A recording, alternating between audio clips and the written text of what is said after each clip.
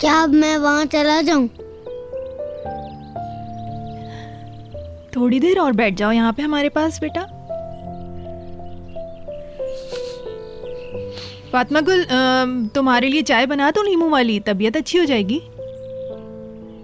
अच्छा ऐसा करो, थोड़ा सा टोस्ट ही खा लो, सुबह से कुछ भी नहीं खाया है तुमने बेटा। नहीं आप, हम कुछ नहीं खा सकते, यहाँ तक भर गई हूँ। कादिर साहब और उमर साहब सूरत हाल का तज्जिया कर रहे हैं, कुछ देर बाद आ जाएंगे यहाँ। उफ, मैं थक गया, मुझे मम्मी के पास जाना है। बेटा तुम बार बार जिद नहीं करो ना, देखो तुम्हारी फुप्पो कितनी परेशान है। हाँ जाओ, ऐसा करो एमरे के साथ खेल लो थोड़ी। ठीक है।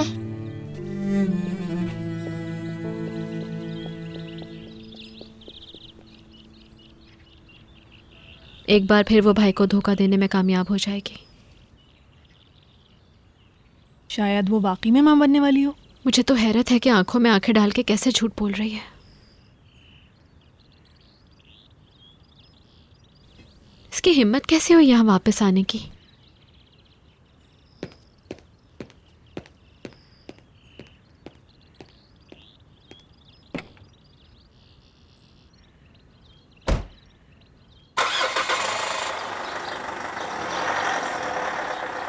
अगर वाकई बच्चा है भी तो क्या पता कि वो किसका बच्चा है। बस भाई को कह दिया कि मैं माँ बनने वाली हूँ और भाई मान जाएगा।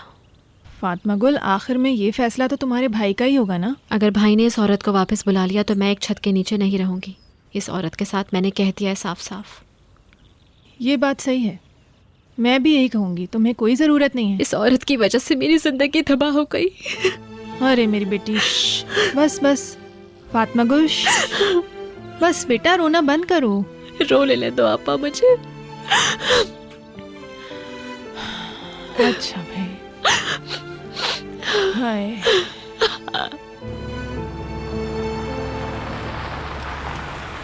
कहाँ जा रहे हो? मेडिकल स्टोर तक जा रहा हूँ, मुझे कुछ दवाई लेनी है। हाँ ठीक है।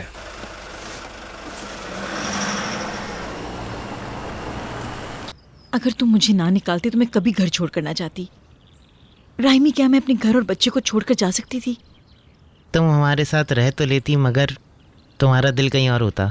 बहरहाल अगर मैं यहाँ रुकती तो वो नीच लोग अब भी जेल में होते और मैं तुम्हारी मिन्नत ना करती। ये भी सिर्फ तुम्हारी अपनी गलती है, किसी और की नहीं, सिर्फ और सिर्फ तुम्हारी।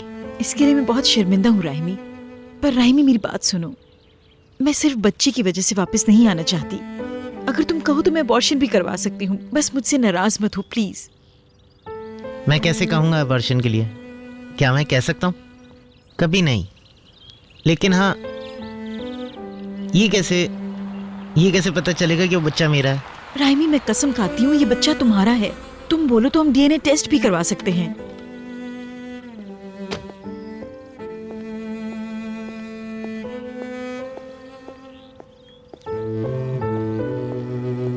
मेरा यकीन करो, ये बच्चा तुम्हारा ही है। तुम्हें यकीन दिलाने के लिए मैं हर किस्म का टेस्ट करवाने को तैयार हूँ, पर प्लीज मेरा यकीन करो।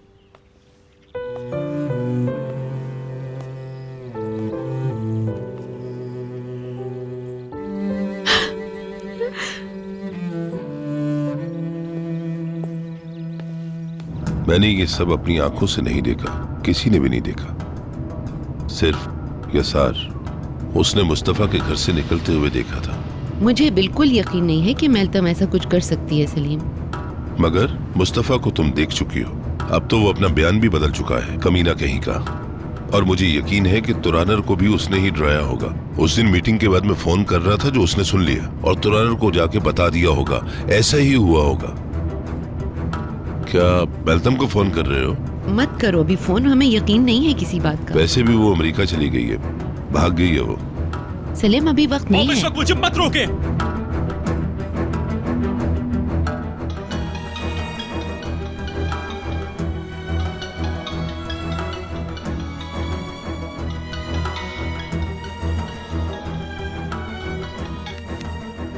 हेलो। तू नहीं बचेगी सलीम। मैं जानता हूं तेरी हरकतें। मुस्तफा के बारे में सुन लिया है मैंने। क्या हुआ? हाँ, आवाज नहीं आ रही है तुझे? जबान बंद हो गई अब? एक ना एक दिन तू वापस जरूर आएगी और उस दिन मैं तुझे माफ नहीं करूंगा, समझ गई तू?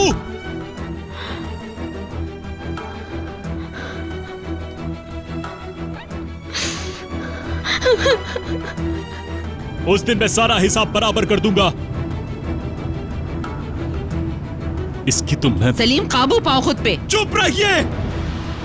मेरी बात सुनो, अपने आप को संभालो और तमीज से बात करो। मैं उन दोनों का हिसाब खुद ही करूंगा, उन दोनों का हिसाब।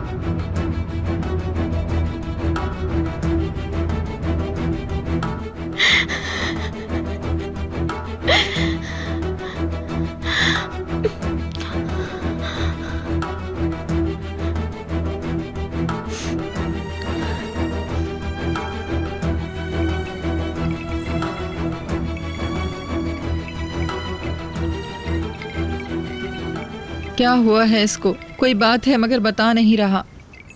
रहने दो, इसको इसके हाल पे छोड़ दो।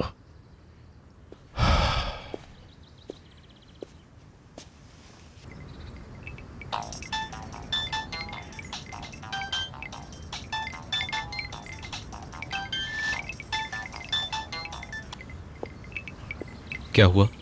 वो रिहा हो गए हैं। हाँ, हो गए हैं, मगर मुकदमा अभी तक खत्म नहीं हुआ है। वो अगली पेशी तक रिहा हुए हैं। सब खत्म हो गया तुम्हारी वजह से। जिन लोगों ने तुम्हारी मंगेतर के साथ ज्यादती की, जानते हो, तुम्हारे बयान की वजह से आज वो आजाद हो गए हैं और वो बच निकलेंगे।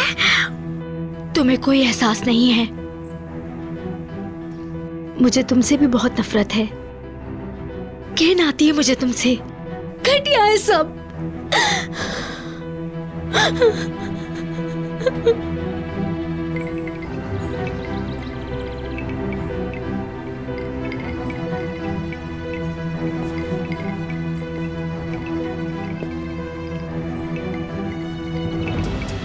मुस्तफा, कहाँ जा रहे हो? समंदर की तरफ, अपने दोस्तों से मिलने के लिए।